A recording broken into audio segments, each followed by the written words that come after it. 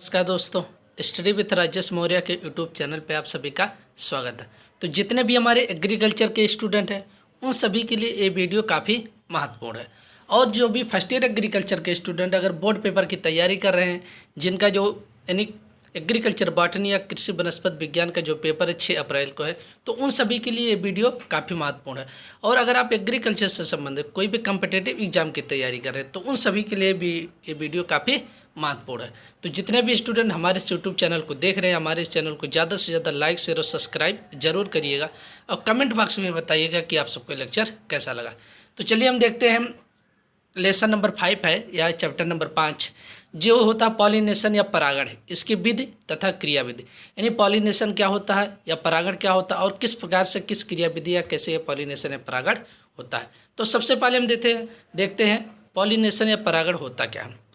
पराग कणों के पराग कोश से निकलकर यानी वर्तिकाग्र पर पहुंचने की क्रिया को ही परागण कहा जाता है। यानी अगर कोई पूछ लेता कि पॉलिनेशन क्या होता है, परागण क्या होता है, परागण की परिभाषा लिखिए।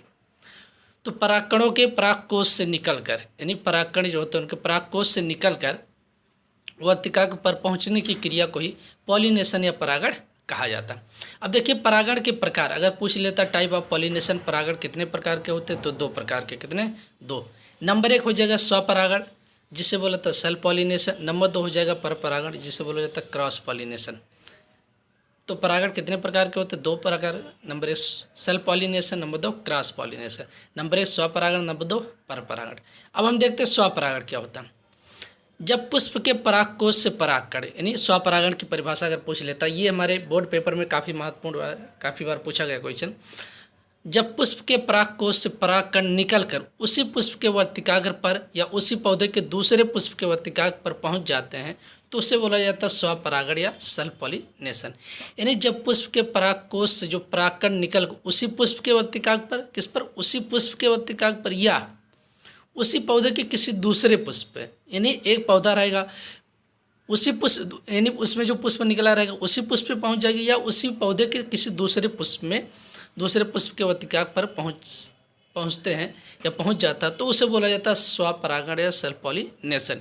यानी जब पुष्पों के परागकोश से परागकण, क्या पुष्पों के परागकोश से परागकण निकलकर उसी पुष्प के वर्तिकाग्र पर या उसी पौधे के दूसरे पुष्प के वर्तिकाग्र पर पहुंच जाता है तो उसे बोला जाता है सेल्फ पॉलिनेशन या स्वपरागण। अब देखिए सेल्फ पॉलिनेशन या स्वपरागण किसमें किसमें होता है। तो पहला दिया खट्टी बूटी, दूसरा दिया गुल मेहंदी और तीसरा दिया कनकौआ और चौथा सेम। यानी तो अगर पूछ लेता है कि स्वपरागण किस में पाया जाता है तो खट्टी बूटी, गुल मेहंदी, कनकौआ और सेब, इन सभी में जो होता है सेल्फ पॉलिनेशन या स्वपरागण पाया जाता है। अब दूसरा आ जाता है क्रॉस पॉलिनेशन या पर परागण। अब ये क्या होता है? जब पुष्प के परागकोश से परागकण निकल कर उसी जात के दूसरे पौधों, यानी उसी जात के दूसरे पौधे के पुष्प के वर्तिकाग्र पर पहुंच जाता है तो उसे बोला जाता है पर परागण। मतलब ये होता है जब पुष्प के परागकोश से परागकण निकल कर दूसरे पुष्प किस पे, यानी दूसरे पौधों के पुष्प पर जाकर मतलब वर्तिकाग्र पर पहुंचते हैं तो उसे बोला जाता है क्रॉस पॉलिनेशन या पर परागण।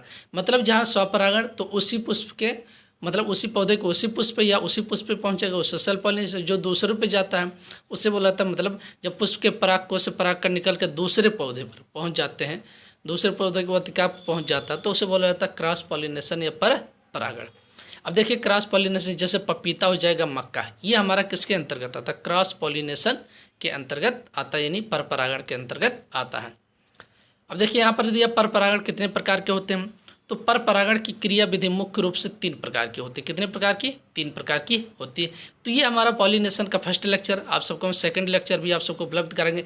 Board paper plus competitive exam दोनों की दृष्टि से काफ़ी ये महत्वपूर्ण वीडियो है। तो जितने भी स्टूडेंट हमारे इस यूट्यूब चैनल को देख रहे हैं आप ज़्यादा से ज़्यादा लाइक शेयर और सब्सक्राइब जरूर करिए। इस वीडियो को ज़्यादा से ज़्यादा शेयर करिए। जितने भी एग्रीकल्चर से संबंधित आपके पास स्टूडेंट है संपर्क में, उन सभी को वीडियो जरूर शेयर करिए। तो आज के लिए इतना ही रखते हैं, बाकी मिलते हैं नेक्स्ट लेक्चर में। धन्यवाद।